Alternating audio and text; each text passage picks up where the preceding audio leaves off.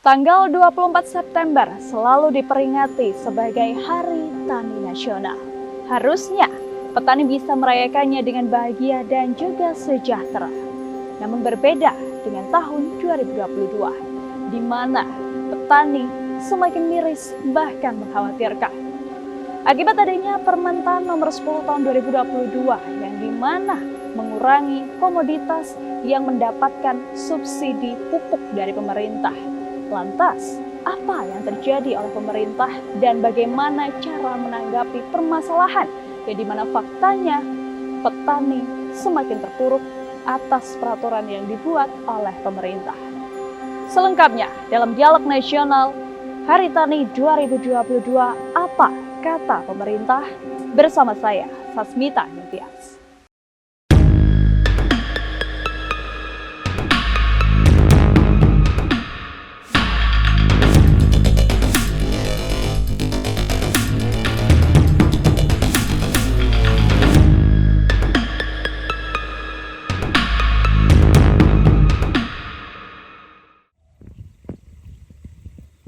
Kelangkaan pupuk dan harganya yang mahal membuat petani di Bangurejo, Banyuwangi, Jawa Timur semakin was-was.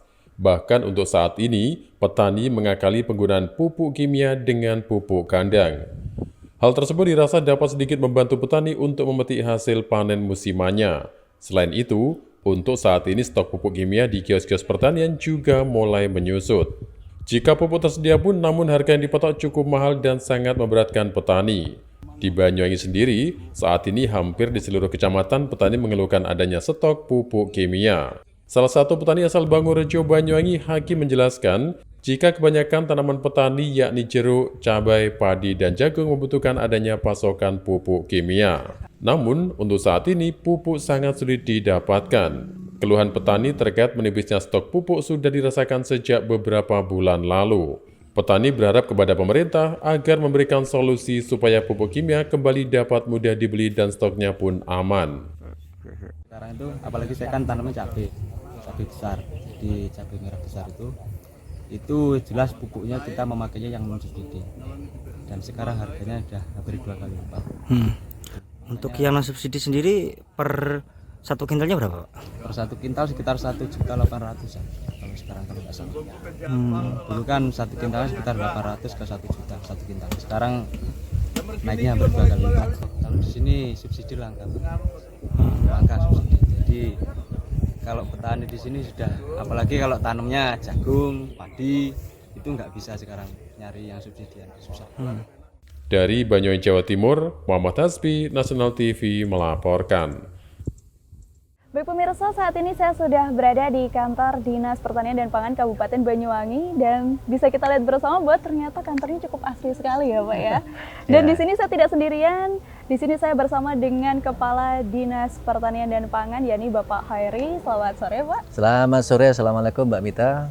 Bagaimana Pak kabarnya? Alhamdulillah baik. Ya? Okay. Baik. Pak, kalau kita ngobrol nih, ternyata di sini cukup asri sekali ya. Apakah seasri tentang pertanian yang ada di Banyuwangi sendiri, Pak? Oke, alhamdulillah.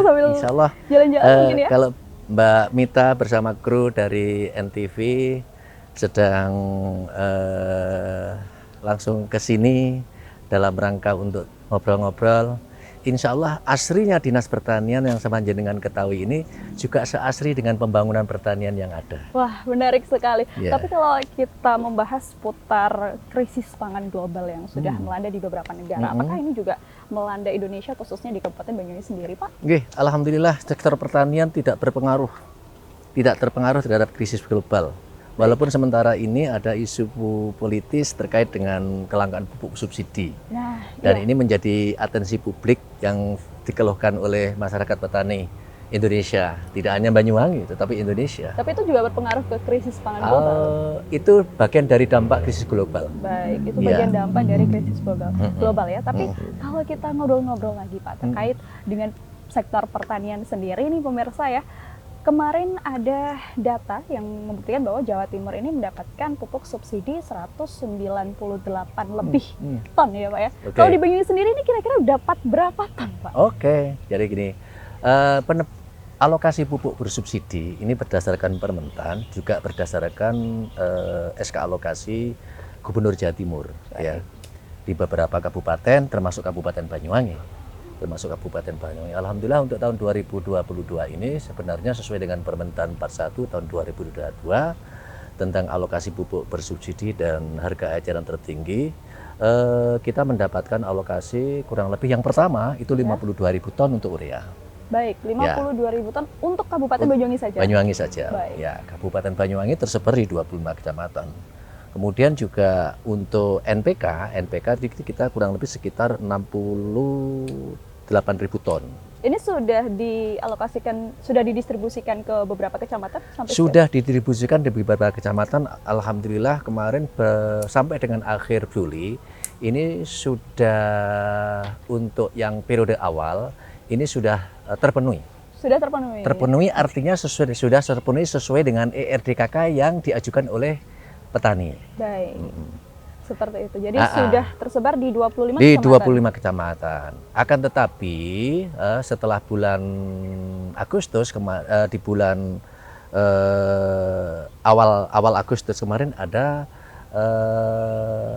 perubahan regulasi, yaitu terkait dengan Permentan 41 2022. Ini ada perubahan terkait penjelasan Permentan 10 tahun 2022 Baik. tentang tata kelola pupuk bersubsidi, sehingga alokasi ERDKK yang semestinya itu bisa maksimal ini harus mengacu pada ERDKK yang baru, harus mengacu pada Permentan nomor 10 2002 yang baru. Baik. Kenapa?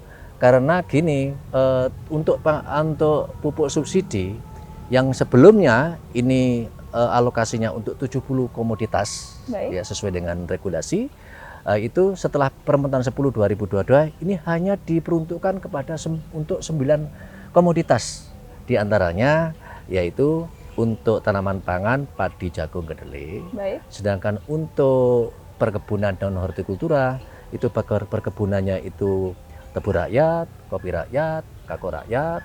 Kemudian untuk hortinya ini ada 3, padahal horti itu banyak sekali. Ini hanya 3, hanya sayuran saja yang diberi subsidi. Berarti hanya sayuran saja untuk sayuran saja, meliputi cabai, bawang merah, bawang putih. Selebihnya yang buah-buahan yang dulu juga di cover di 70 komoditas, buah naga, jeruk dan macam-macam jenis komoditas yang lain itu dapat tercover dulu. Sekarang sudah tidak dapat. Oh, baik begitu. Lantas bagaimana cara Pak Hari sendiri menanggapi memang akhir-akhir ini kan ada beberapa Kades Kabupaten Banyuwangi yang melakukan aksi untuk mengawal pupuk subsidi dikarenakan memang Permentan nomor 10 2022 yang ternyata ini cukup memberatkan petani, Pak. Betul. Jadi kami kemarin juga sempat beberapa kali rapat melalui Zoom meeting ya dengan Kementerian Pertanian ya. Kita sudah mengusulkan Kabupaten Banyuwangi untuk ditambah kuotanya. Jadi kuotanya, kemudian yang kedua komoditasnya supaya ditambahkan. Baik, ini masih rencana atau memang sudah? Ini sudah kami usulkan, kami usulkan via Zoom meeting, sudah kami usulkan untuk Kabupaten Banyuwangi termasuk kabupaten yang lain. Utamanya Banyuwangi ini kan daerah sentra buah-buahan, khususnya jeruk sama buah naga. Nah ini tidak tercover di Permentan yang baru ini. Ya, sehingga kami kemarin sudah memberanikan diri untuk mengusulkan kepada Menteri Pertanian lewat Dirjen PSP untuk diakomodir usulan Kabupaten Banyuwangi terkait dengan kebutuhan pupuk yang buah naga dan jeruk. Karena itu luas sekali. Berarti memang sedang diupayakan. Ya, sedang diupayakan. Tetapi tidak hanya Banyuwangi, kemarin beberapa termasuk Banyuwangi itu ada yang dari Sumatera kemarin juga. Karena di sana juga ada sentra jeruk dan buah naga. Mereka juga mendukung apa yang diusulkan oleh Banyuwangi. Berarti intinya Permentan nomor 10 tahun 2022 ini masih simpang siur mengingat dengan fakta di lapangan. Ini sudah legal. Sudah legal. Hanya kita mengusulkan supaya dilakukan peninjauan kembali. Oh, begitu. Karena melihat faktanya bahwa petani cukup kesulitan untuk melihat pupuk subsidi ini yang masih bisa dipervisi gitu loh ya. Betul sekali. Jadi seperti itu. Baik, karena gini, berangkatnya Permentan 10 ini di tengah-tengah. Ini menginginkan teman-teman distributor yang di lapangan. Baik. Tidak semestinya ini di awal tahun atau di akhir tahun di berangkatnya. Ini sudah di tengah-tengah, sudah mulai berjalan. Sehingga apa? Dari 25 kecamatan, sesuai dengan Permentan yang baru ini ada 7 kecamatan yang tidak bisa menebus lagi Karena alokasinya atau kuotanya itu sudah melebihi, penebusannya sudah melebihi ERDKK. Baik. Itu. Sehingga tidak bisa kesian ini, tidak bisa keduman.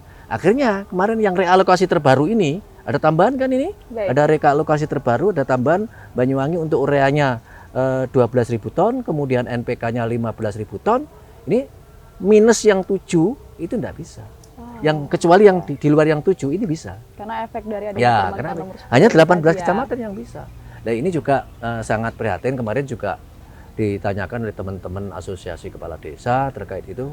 Kami sudah mengusulkan via rapat Zoom di Kementerian Pertanian untuk ditinjau kembali atau paling tidak difasilitasi untuk yang buah naga dan jeruk.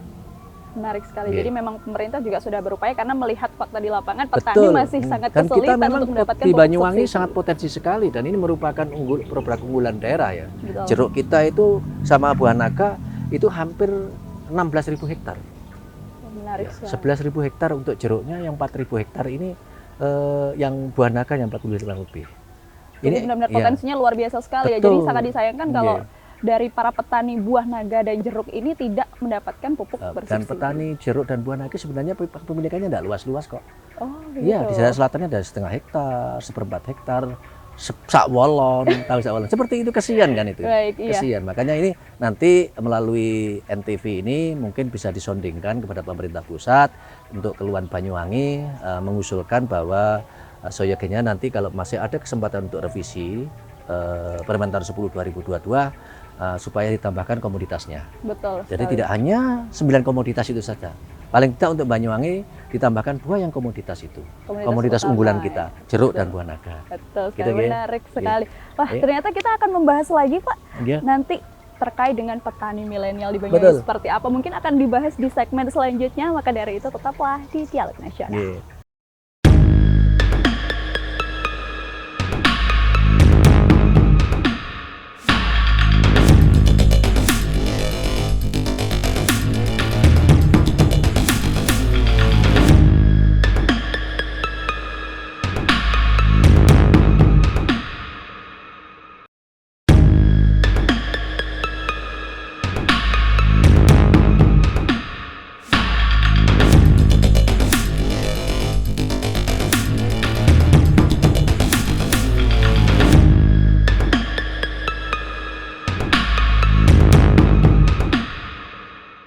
Wah, ternyata menarik sekali pembicaraan yang tadi terkait dengan potensi-potensi yang ternyata di Banyuwangi ini besar sekali ya Pak. Tapi ngomong-ngomong nih, kalau kita lihat-lihat ya di Dinas Pertanian sendiri, ini tidak hanya bunga-bunga saja, tidak hanya buah saja, tapi ternyata juga ada hewan juga ya Pak. Iya. Ini menarik sekali.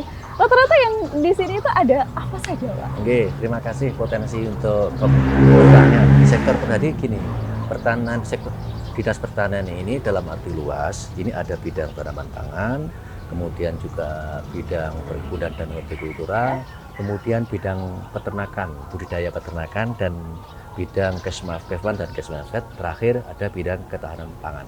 Nah, terkait dengan itu potensi yang ada ini, kalau jenengan tahu di sini ada peternakan, ini bagian dari tupoksi kami dalam rangka untuk memelihara, melindungi ternak-ternak baik, ternak untuk yang produksi maupun ternak piaraan.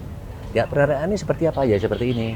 Ada luwak, ada apa itu macam-macam ada di sana. Baik. Ada burung dan sebagainya. Berarti Terkait dengan itu setidaknya di Dinas Pertanian ini sudah menggambarkan bahwa potensi Banyuwangi ini sebenarnya luar biasa luar sekali. biasa sekali. Jadi kemudian kita punya potensi unggulan khususnya peternakan. Yang pertama yaitu kita punya potensi sapi ya. Sapi. Ya, sapi. Kita ini sudah populasinya sudah mencapai 146.000 ekor.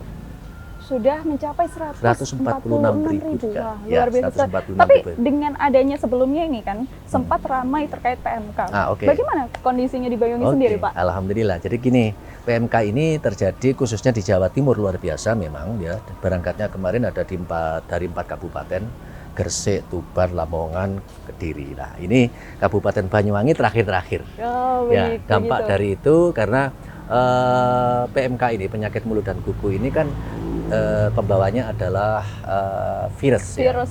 Virus Apakah ini cepat sampai sekali. benar-benar sesignifikan itu atau tidak? Betul. Jadi pertama kita sebenarnya kita sudah jaga luar biasa. Kita sudah tidak mendatangkan ternak-ternak dari luar Kabupaten Banyuwangi, berupaya ternak yang ada ini yang kita kunci. Tapi namanya ini ya, virus itu kan tidak bisa dibendung dengan tembok dan sebagainya. Virus ini kan melalui udara. Hingga ketika Siti Bondowoso sudah kena, maka berdampak ke Banyuwangi. Pertama kali yang kena PMK ini ada di Kecamatan Lecing. Ya, Kecamatan Lecing. Begitu Kecamatan Lecing, tepatnya ada di desa Sekobang, yaitu ada 6 ekor. Ya, setelah itu terus dari situ terus berjalan. Sudah mulai mereda ya? Sudah mulai. Sekarang sudah mulai mereda. Karena gini, meredanya itu yang pertama kita juga berupaya mencegah ya melalui semua peternak-peternak ini supaya tidak panik, kemudian supaya membersihkan lingkungan sekitarnya, karena virus ini juga masuk bagian dari kebersihan lingkungan, ini juga perlu dijaga. Kebersihan lingkungan, kemudian juga memberikan tambahan protein dan vitamin. Ya, protein dan vitamin. Baik, sekarang udah mulai mereda. Saya juga ingin menanggapi karena tadi sudah disinggung kan bahwa potensial luar biasa untuk pertanian sendiri yang ada di Banyuwangi ini adalah buah naga dan juga jeruk, gitu Pak. Apakah memang sudah sampai ke tahap ekspor begitu Pak? Atau memang mungkin ada bahan-bahan pokok lain yang sudah mulai ke ranah ekspor nih? Oke. Jadi begini, alhamdulillah untuk Banyuwangi produk unggulan buah naga dan jeruk. Untuk buah naganya gitu kita sudah ekspor. Ekspornya sampai sekarang masih terus ini ekspornya. Ini ke Abu Dhabi. Sudah sampai sudah ke Abu Dhabi. Ini rata-rata ke Abu Dhabi sama Riyadh. Jadi, apa saja Pak yang sudah diekspor ini? Sementara ini yang diekspor ada buah naga aja. Buah naga kita sudah ekspor dan setiap bulannya ekspor kita ke Abu Dhabi sudah mencapai 20 sampai 40 ton. 20 sampai 40 ton. Ya, luar biasa sekali ya. 20 sampai 40 satu bulan sekali. Dan mungkin kemungkinan apakah nanti di tahun-tahun yang akan datang akan bertambah lagi jumlahnya? Insya Allah begitu, karena kita sambil menunggu sertifikasi organiknya dulu, karena yang kita kirim ke Eropa maupun ke Arab itu ya, itu rata-rata kan kita harus menjaga kualitasnya melalui kita upayakan untuk produk-produk buah naga yang organik. Jadi yang kita ekspor itu insya Allah sudah organik. Artinya ya sudah tidak menggunakan bahan-bahan kimia yang melebihi dosis. Baik, luar biasa sekali. Apakah memang dari Dinas Pertanian sendiri ada program-program khusus untuk petani atau bahkan petani milenial terkait dengan produk-produk bahan pokok organik ini? Oke, jadi begini, kita setiap tahun juga menganggarkan untuk pendampingan khususnya petani milenial ya, utamanya di sektor komoditas unggulan produksi hilir. Betul. Jadi produksi hilir itu produksi turunannya. Ya, teman-teman adik-adik milenial ini, pemuda-pemuda milenial itu nggak mau gelubrut nyingkal itu nggak mau. Yeah. Di aspek off-farmnya dia mau, di on-farmnya tidak mau, tapi dia off-farmnya produksi hilirnya, yaitu dengan berusaha terkait dengan produk-produk olahan. Ya, contohnya seperti apa? Contohnya seperti keripik. Contohnya seperti minuman, ya minuman sirup buah naga. Kemudian ada lagi sabun buah naga seperti itu. Itu khusus yang di buah naga. Tetapi masih banyak lagi teman-teman pemuda-pemuda petani milenial yang bergerak di sektor pertanian, khususnya di agribisnis. Ada lagi itu namanya kopi. Kopi itu luar biasa. Kemudian durian kemarin juga yang menjadi juara itu ada durian milenial ya. Betul Jadi sekali. tidak hanya menyajikan buahnya, akan tetapi menyajikan produk-produk olahannya. Tapi dan dia sudah mampu, dan bagusnya lagi dia sudah semuanya sebagai online pasarnya. Nah, betul sekali. Tapi kalau kita singgung kembali Pak, melihat bahwa para petani milenial ini sudah jarang ke sawah, sudah tidak mau seperti itu. Ya. Melihat dengan alih fungsi lahan yang sekarang ini kan banyak yang dijadikan perumahan, persawahan seperti itu. Nah, lantas apakah ini memang sudah waktunya petani milenial itu beralih seperti itu? Bagaimana dengan petani-petani yang memang dia secara tradisional melakukannya Pak untuk kedepannya ini? Ya, jadi begini, terkait dengan alih fungsi lahan ini sudah kita atur, jadi tidak semua lahan sawah itu bisa dialih fungsikan. Baik. Jadi tidak bisa dialih, ini sesuai dengan LSD lahan sawah yang dilindungi. dari peraturan dari Kementerian ATR BPN tahun 2021. Jadi sudah diatur. Jadi masing-masing untuk pengembangan kota ini sudah diatur. Sudah ada mana sendiri, yang bisa digunakan untuk pengembangan infrastruktur, mana yang harus tidak boleh di OT-OT. Artinya tidak boleh dialihfungsikan ke selain komoditas pertanian.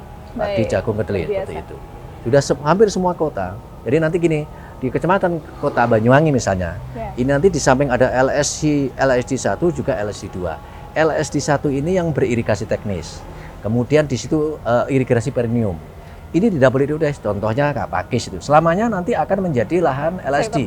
Tidak bisa lahan pertanian. Nah, kemudian yang di perkotaan yang di sini mungkin di belakang ini kan ada sawah juga. Nah, ini namanya LSD 2. Ini bisa dialihfungsikan. Bisa digunakan untuk pengembangan infrastruktur, untuk perumahan, dan seterusnya.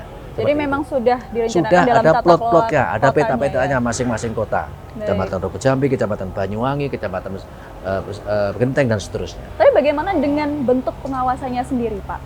Memang kalau memang daerahnya ini tidak bisa dialihfungsikan, namun kenyataannya mungkin tidak demikian, seperti itu. Gini, terkait pengawasannya, kita sekarang semua sudah by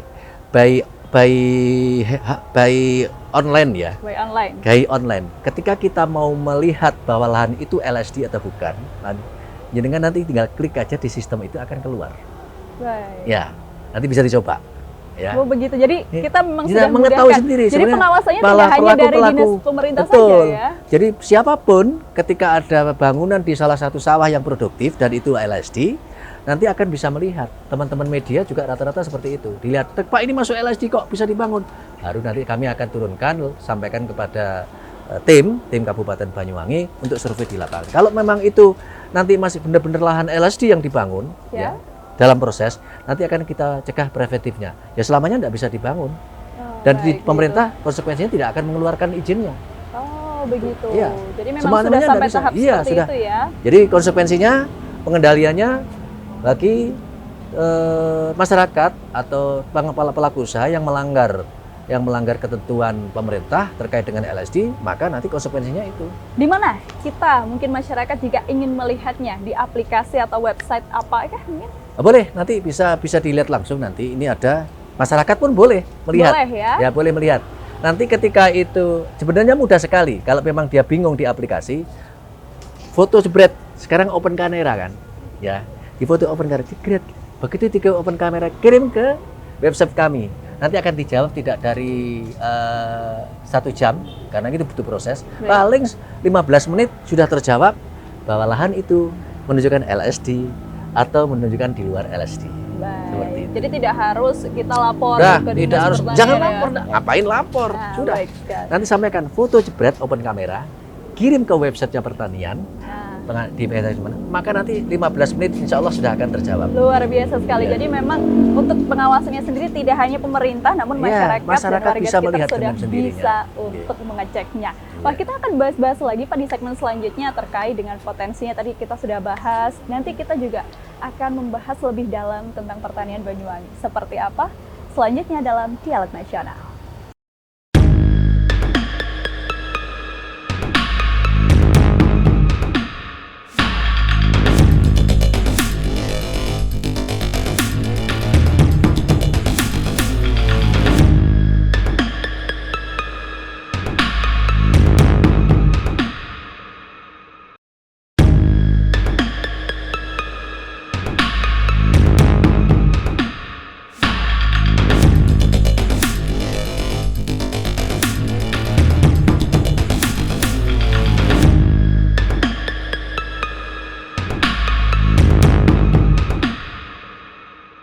Baik, kalau tadi kita sudah membahas tentang potensi yang luar biasa terkait pertanian dan juga pangan yang ada di Banyuwangi.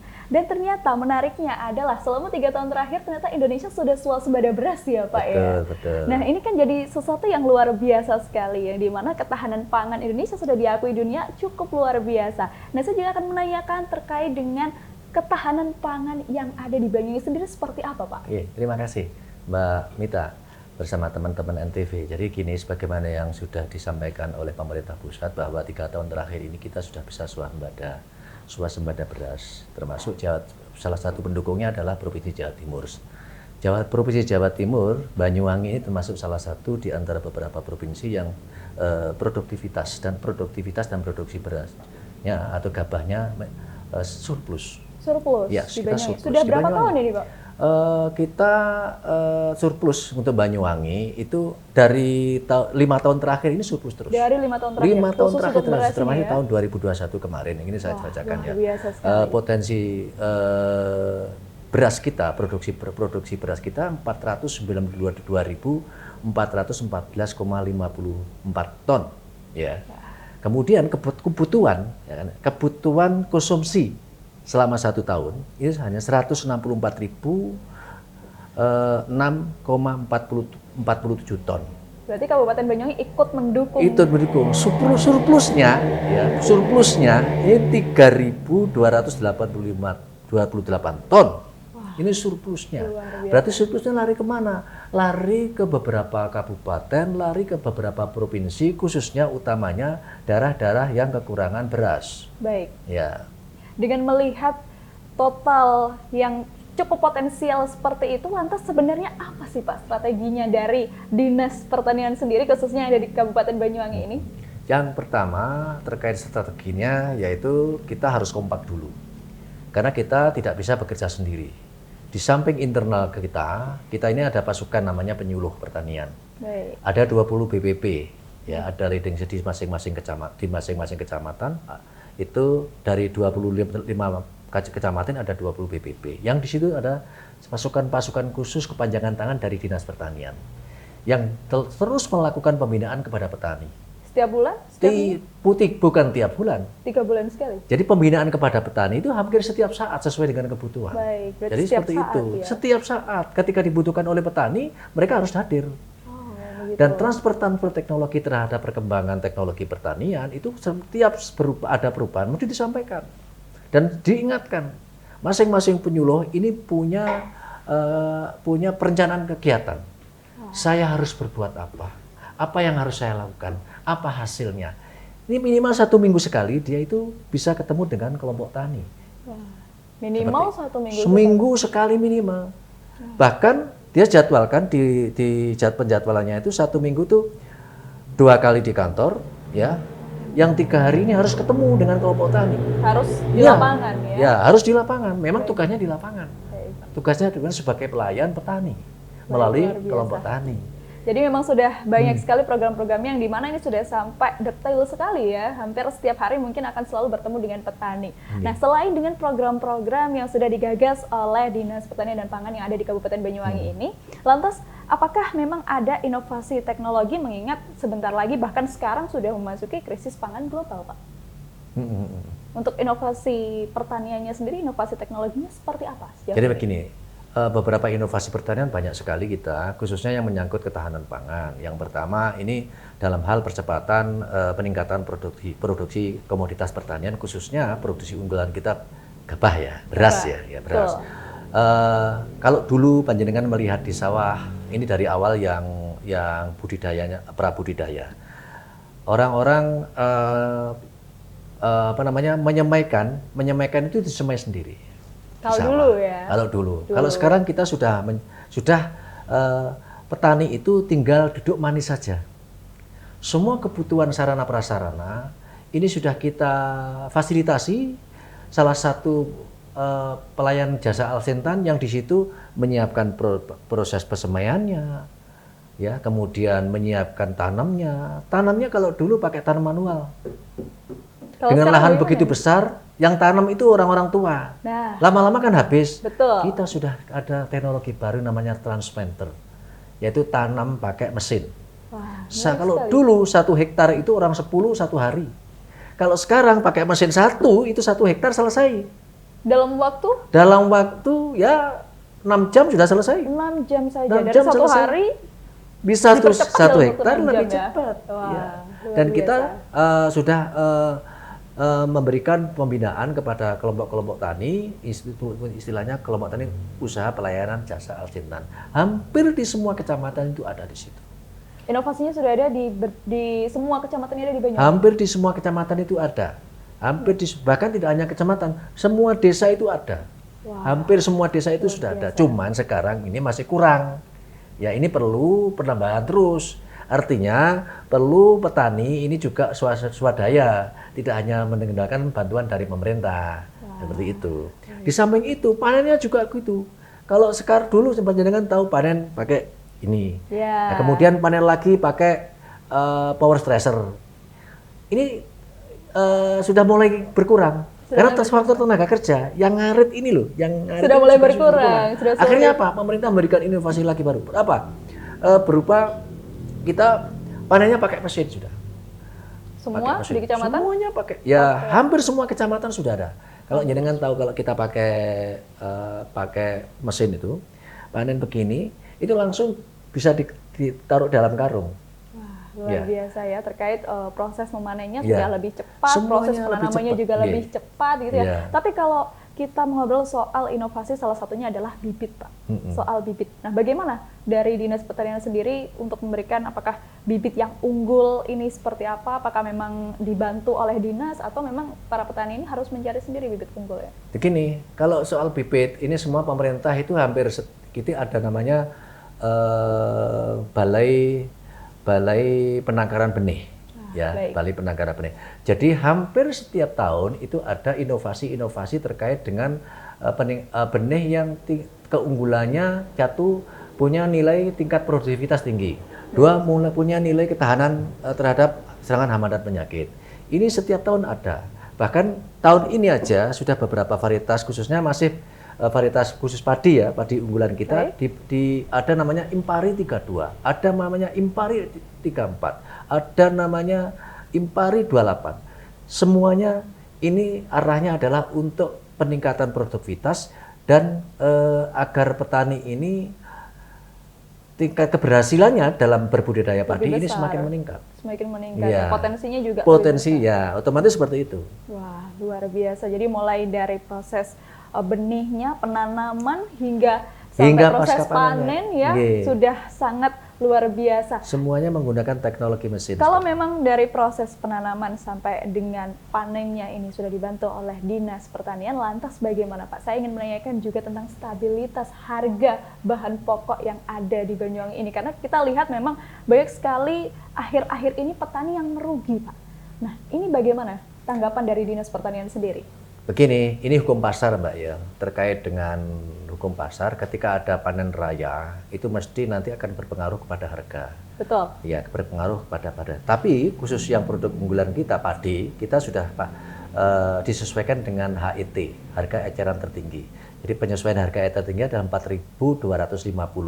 Sehingga nanti ketika ada petani ketika panen raya paling tidak nanti akan diserap oleh Bulog dan PT Pertani yang mengambil seharga kurang lebih sekitar itu. Sekitar 4.000 ya, 4.000 sekian karena 4.000 sekian itu. Sehingga terkait dengan pasar kami tidak terpengaruh. Dan itu pun tidak lama kok biasanya. Ketika nanti panenan sudah mulai berkurang, nanti otomatis karena barang sudah mulai berkurang, permintaan pasar itu agak banyak, otomatis akan naik dengan sendirinya. Sekarang aja harga padi ini sudah mendekati 5.000. Wah, sekarang ini harga padi mahal ini 5.000. Nah, ini saya yang bingung kalau terlalu mahal. Seperti pemerintah yang bingung terlalu mahal. Ya. Tapi kan biasanya tidak hanya padi ya Pak ya, bahan pokok lainnya, misalkan seperti cabai. Ini kan kadang kenaikannya dan penurunannya ini cukup drastis. Nah, bagaimana peran dari Dinas Pertanian sendiri menanggapi hal itu? Begini, alhamdulillah 3 tahun terakhir ini harga cabai tidak pernah turun signifikan betul. Paling turunnya nanti di sekitar 15.000, habis itu naik lagi. Ini data statistik kami, termasuk sampai sekarang.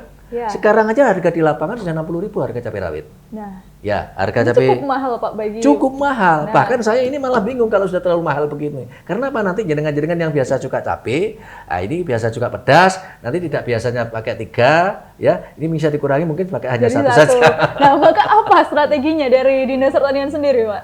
Kita sudah berupaya melalui pemerintah Kabupaten Banyuwangi. Kita menggerakkan mewajibkan yang pertama semua ASN itu diharapkan untuk bisa tanam cabai di pekarangannya. Pasti semua ASN itu punya lahan walaupun sempit di depan rumahnya masih ada sekitar yang bisa cahaya masuk. Kita anjurkan untuk bisa tanam cabai dalam polybag. Ya. Kita bantu bibitnya. Jadi diajarkan Ya, penanamannya diajarkan langsung penanamannya. ya. Ya, kita bantu bibitnya, mereka tinggal merawat saja. Paling tidak walaupun harga cabai mahal, kita tidak masyarakat tidak berpengaruh. Di samping itu, petani-petani petani kita, mitra kita yang sering mendapatkan fasilitasi dari Dinas Pertanian, itu kita anjurkan bisa tanam cabai di pekarangannya. Kalau di desa kan masih ada space ya, kebun space kanan kiri. Ya ini bisa tanam cabai minimal 5 lah kalau di desa. Kalau tidak punya lahan, pakai polybag. Betul. Jadi kan nanti ketika harga cabai mahal pun tidak bingung. Di rumah sudah ada. Ya, di rumah sudah ada. Ya. Sebenarnya cabai mahal ini juga menguntungkan petani. Nah. Petani kesejahteraannya akan bertambah. Tapi kita tidak boleh seperti itu. Pemerintah tetap berupaya untuk untuk menyediakan ketersediaan barangnya dulu. Baik, itu yang penting. Itu yang penting itu. Ya, sehingga Banyuwangi paling tidak ini tidak kekurangan cabai. Ada stok kita. Harga cabai mahal, biarin cabai mahal. Tapi di rumah tangga sudah ada produksi cabai sendiri-sendiri. Itu yang top, yang keren itu. Ya. Jadi memang ada pembelajaran ya, khususnya untuk para ASN supaya lebih baik menanam sendiri. Menanam sendiri pekarangannya. Dan itu pun saya petani mitra kita, kelompok-kelompok tani, tidak hanya kelompok tani, petani-petani kita, ini sudah kita anjurkan untuk bisa tanam cabai. Bibitnya kita bantu. Itu salah satu untuk cabai ya. Tapi bagaimana dengan bahan pokok yang lain, nanti kita akan bahas selanjutnya. Tetaplah di Dialog Nasional.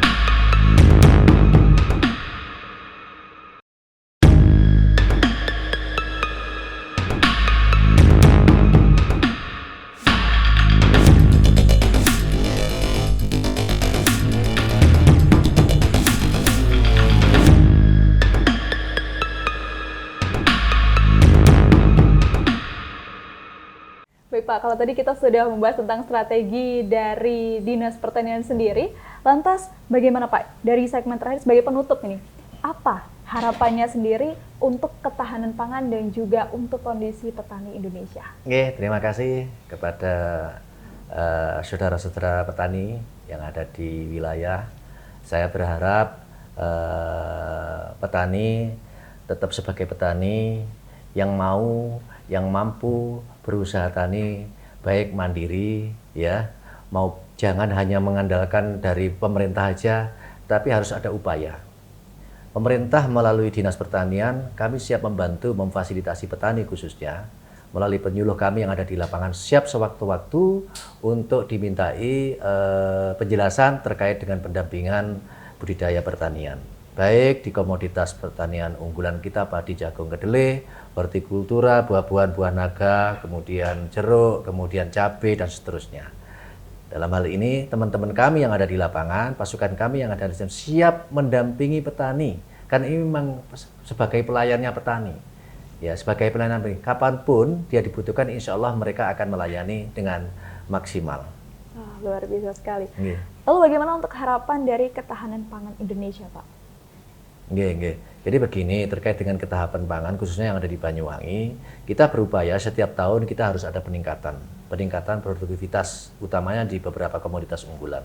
Sehingga kenapa kita harus ada peningkatan? Karena harapan kami setiap tahun ini kan penduduk kita kan jumlahnya bertambah. Betul. Jumlah konsumsi makanan pun juga bertambah. Nah, harapan kami nanti teman-teman itu bisa menyampaikan terkait dengan inovasi-inovasi terkini, khususnya inovasi teknologi budidaya pertanian. Ini supaya segera ditransfer ke petani, sehingga nanti semua teknologi terkini, teknologi terbaru ini bisa ditiru oleh petani, bisa dipraktekkan di petani, sehingga petani paling tidak nanti kalau sudah meniru itu bisa bisa meningkatkan produksi usaha taninya, dan yang paling akhir bisa mensejahterakan petani. Luar biasa sekali, sudah banyak sekali informasi yang disampaikan di kesempatan hari ini. Tentunya terima kasih Pak Heri selaku Kepala Dinas dari Dinas Pertanian dan Pangan Banyuwangi. Baik pemirsa, tidak terasa kita sudah berada di penghujung acara. Kalau begitu saya Sasmita Nintias dan juga mewakili kerabat kerja yang bertugas mengucapkan terima kasih, dan jangan lupa untuk nonton Dialog Nasional di episode selanjutnya. Sampai jumpa. Terima kasih. Assalamualaikum. Terima kasih.